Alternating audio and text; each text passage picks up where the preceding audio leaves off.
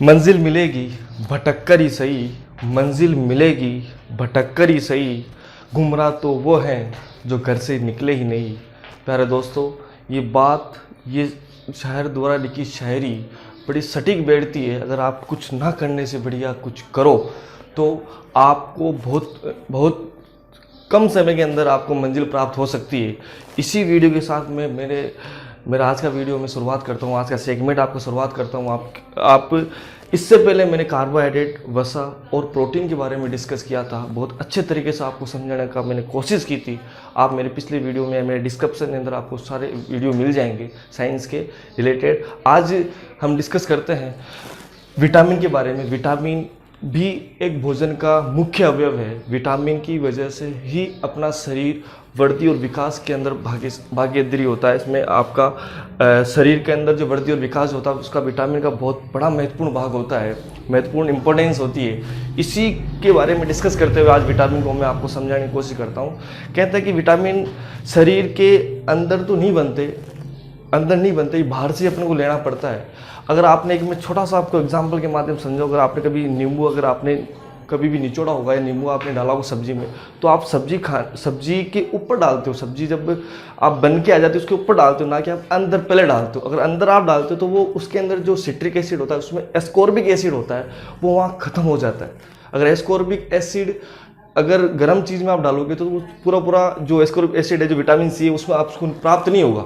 अगर आप सब्जी खाने से जो बन गई है, पक गई है, उसके बाद में आप डालते हो तो आपको विटामिन सी की प्राप्ति होती है। इसलिए कहते हैं कि विटामिन जो है वो बाहर से मिलते हैं। एक विटामिन है डी, जो आपके शरीर में होता है। मैं इसके बारे में डिस्कस करूँगा। आप धीरे धीरे मेरा वीडियो आप लास्ट तक देखिए। मेरा वीडियो आपको अच्छा लगे तो लाइक करें, कमेंट करें और सब्सक्राइब करना ना भूलें।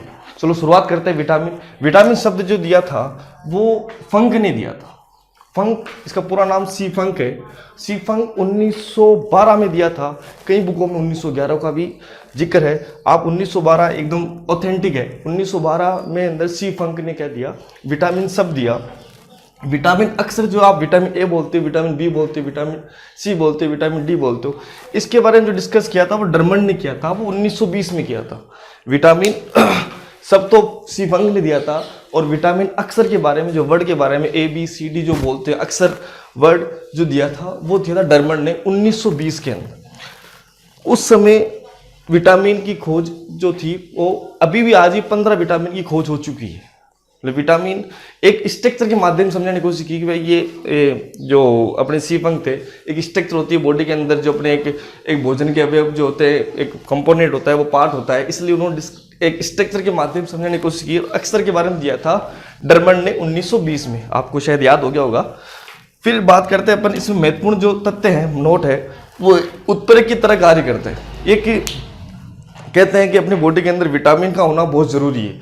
अगर आपके बाल सफ़ेद है, अगर आपके बाल छोटे हैं, या आपकी स्किन डैमेज है, कुछ भी कमी अगर बॉडी के अंदर है तो विटामिन कमी से है। तो आपको जो भी डॉक्टर टेस्ट देगा वो विटामिन टेस्ट करता है। आपको देखा होगा विटामिन D3 कहते हैं कि विटामिन डी जो होता है वो डी की कमी से उसके कैल्शियम, मतलब विटामिन डी का जो टेस्ट होगा उसमें कहीं ना कहीं कैल्शियम की जो गोली होगी वो आपके कभी सूट नहीं करेगी। विटामिन D3 और D2 ये दो विटामिन होते हैं। ये तो होता है जंतु में और ये होता है पादप में।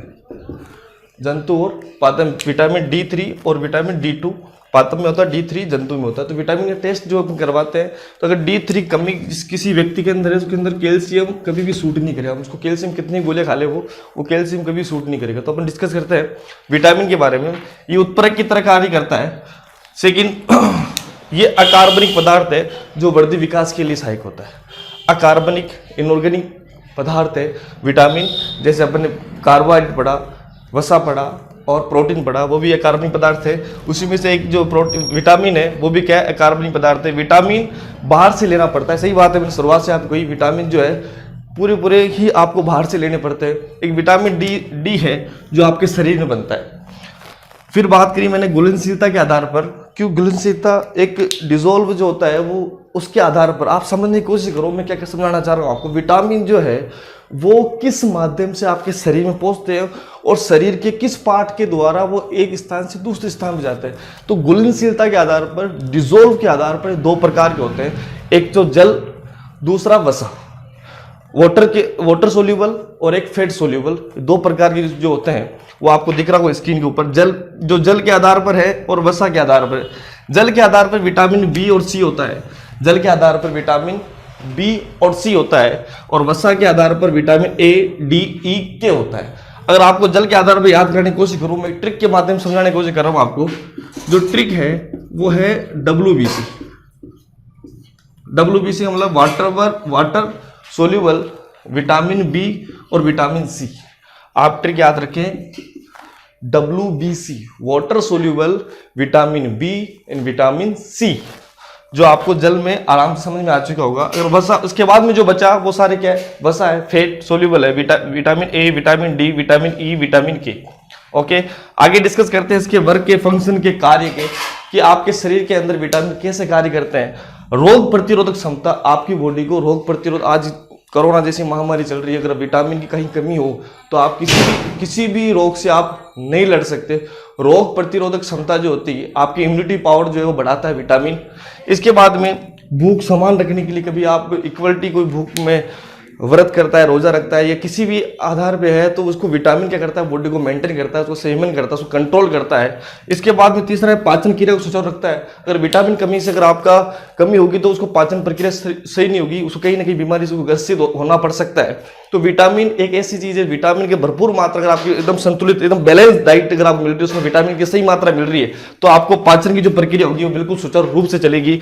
इसके बाद में बात करते हैं शरीर को स्वस्थ रखने के लिए, बिल्कुल इंपॉर्टेंट बात है, अगर आप विटामिन सही मात्रा में विटामिन की पूर्ति है वो प्रॉपर हो रही है, तो आपकी बॉडी को जो होगी बॉडी स्वस्थ रहेगी, शरीर आपका स्वस्थ रहेगा।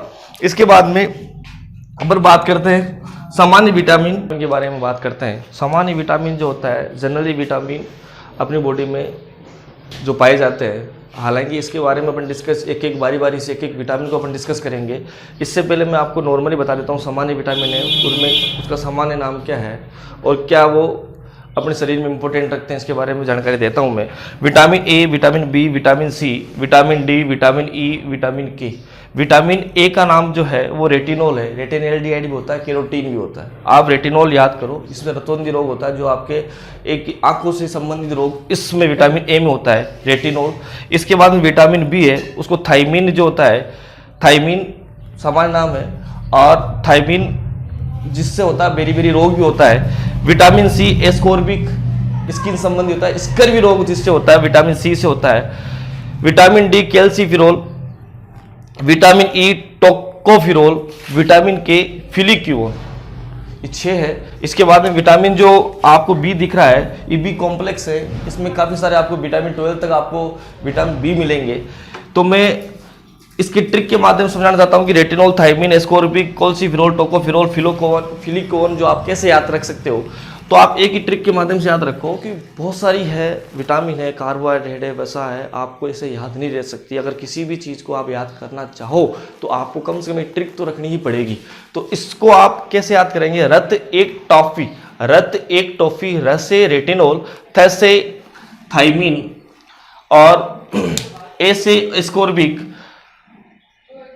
ए से एस्कोर्बिक, क से कैल्सिफिरोल और ट से टोकोफिरोल और फी से फिलिक्यूल। ये क्या है, रत एक टॉफी, रत एक टॉफी, र से याद रखो, थ से याद रखो, ए से याद रखो, क से याद रखो, तो आपको आसानी होगी। ये सामान्य विटामिन है, अच्छे से आपको याद हो सकते हैं। इसी के बारे में अपन बाद में डिस्कस करेंगे सेकंड वीडियो में कि विटामिन ए रेटिनॉल होता है, इसमें कौन सा रोग होता है, इसके क्या स्रोत है, इसके बारे में अपन डिस्कस करेंगे। Thank you. सब्सक्राइब करना ना भूलें। आपको वीडियो कैसा लगा ये मुझे कमेंट बॉक्स में लिख के बताइए।